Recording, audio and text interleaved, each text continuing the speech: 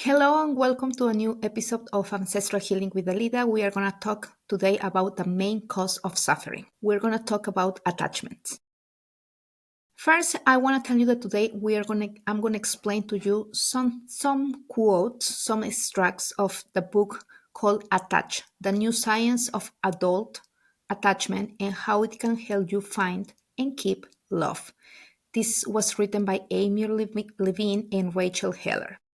So I'm gonna share with you the first statement. And a good example before I share with you this is a good example of attachment is a person that don't wanna be this person doesn't want to be by herself. Another form of attachment is because someone is going to be very hard for someone to break up with her husband or boyfriend. It's very hard for someone to move from one house to another house. So we just get adjusted to situations as they are, even though we know that they are not the best situations for us or they are detrimental for our lives. You know that if you are married to someone who is abusive, that's not a good relationship, right? But you cannot break up with this person.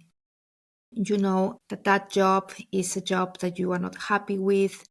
You are not gonna grow your career in this or escalate your career in this job, but you are staying there because you know the people is close to your house and why am I gonna even bother to try to look up for another job? It's gonna take some time. So I'm gonna share with you the first extract, and this is from chapter 1, pages 7 and 8. Attachment theory teaches us that our need for a secure emotional bond is a fundamental part of being human. From the cradle to the grave, we all seek closeness with others, not just for survival, but for a sense of safety and belonging. When we feel securely attached, we are better equipped to take risks, explore the world, and face life's challenges. But when that bond feels threatened, our attachment system kicks into high gear, influencing how we behave in relationships. So, we all want to be with someone. We are social beings. It's not natural that someone works in her house, doesn't talk to anyone for 24 hours or maybe 7 days. We are social beings and we need to belong. And that's the main statement of family constellations. We all belong. Depending of your morphogenetic field, of your morphic field, what you do, the sports that you do, your friends, but we all want to belong to something. When we are little, we create attachments, we create bonds. And with these bonds with our parents or with our main caregivers is not secure, there are issues in our lives, right? That's what there is this woman that she cannot leave her husband even when he's abusive, because what about if he leaves me? What about if he's the only one, or I need a man next to me? So secure attachment is in a strong bond is always necessary to have a happy life. And you know, for example, when there is a study, when you go to pick them up from school and they see the mom, they are okay. And they see the mom, they started crying. They started crying because they thought that the mom will never come to pick them up. Or for kids that they cannot be away from their parents. They cannot do sleepovers when they are teenagers, or they cannot take a solo trip with their friends. They cannot take some risks. It's because there is something in that attachment, in that bond with their parents that is not secure for them, even though they have the mother and the father with them 24/7. And this extract that I just read to you tells you how attachment is a universal human need. We all need attachment. We all need to create a bond, and we all want to have a safety space. We want to have our emotions to be stable. And for our emotions to be stable, we need a stable bond, a secure bond, a secure attachment. When we are kids, that's the beginning of everything. That's when everything starts. So it will be in the beginning with our parents, and then with our partners, with our boss, with our friends. I'm going to share with you another extract of this book. This is from chapter 3. People with an anxious attachment style often crave closeness and worry about their partner's availability. And I have seen just this at my daughter's school.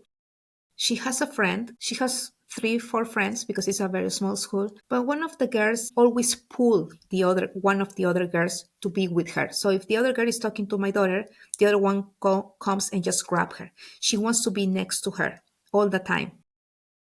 And I know that this girl, she's being the one that is pulling the other one that is grabbing her. She's being she has had difficult family situations. So I understand why she doesn't feel she needs someone to be close to her to make her feel confident, right? And actually, I did a little dynamic with my daughter. She didn't know, but I pulled with my pedals these friends. And that girl that is pulling the other one, she came with a pedal that I have that has no face. She doesn't feel seen. So she wants everyone to see her. And she talks like a baby, and they are 10, 11 years old.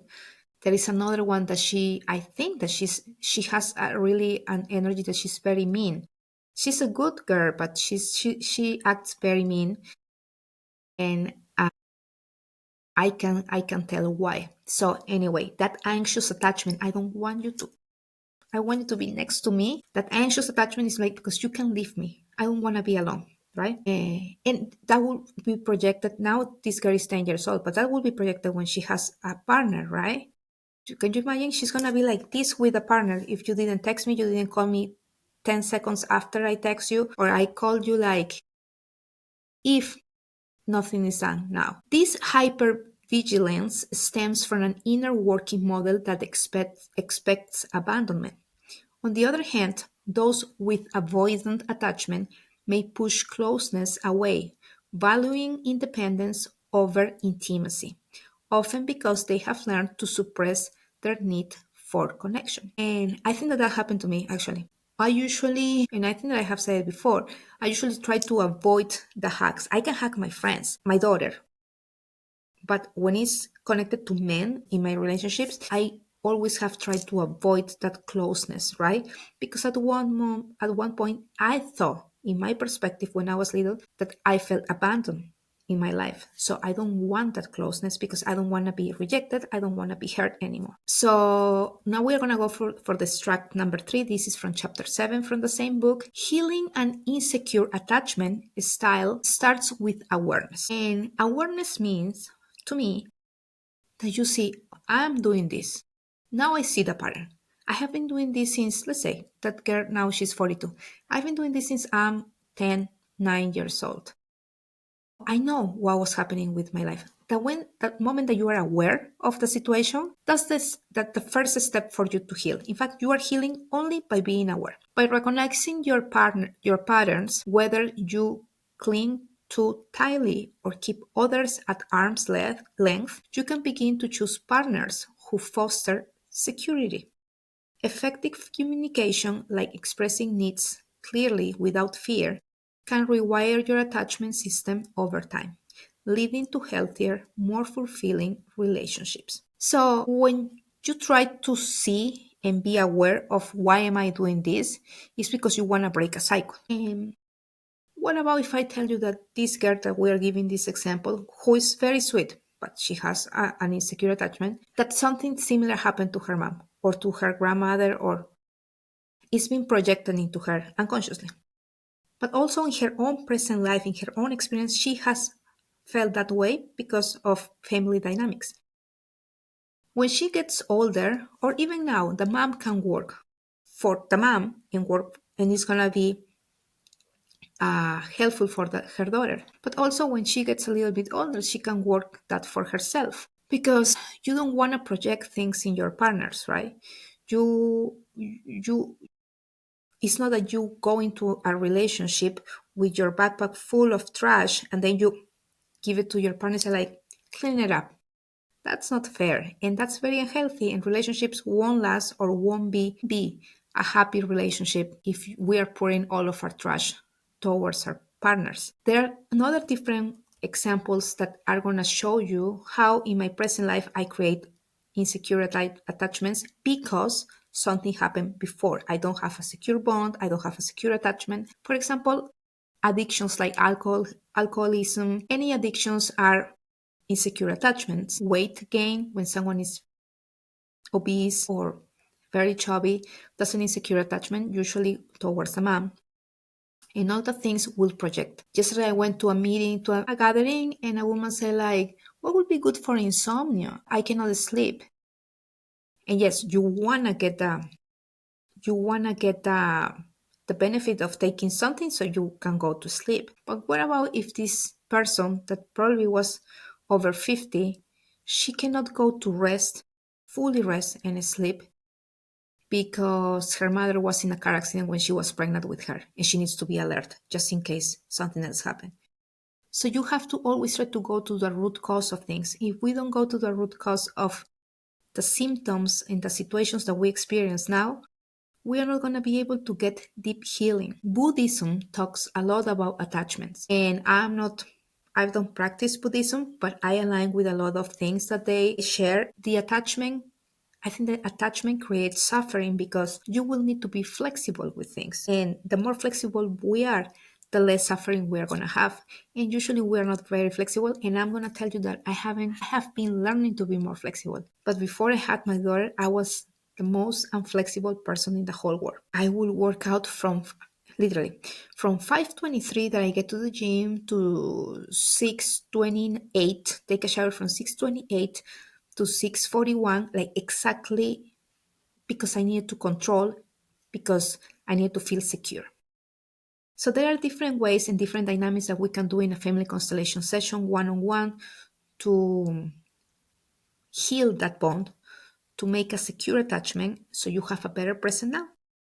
So you can follow me on my website, iamama.org. You can follow me on my Instagram, iamama.alida, or Facebook, or you can go to my YouTube, Ancestral Healing with Alida, or my Spotify. Thank you for joining me today. If you like this video, please, please, please share it or give it a like.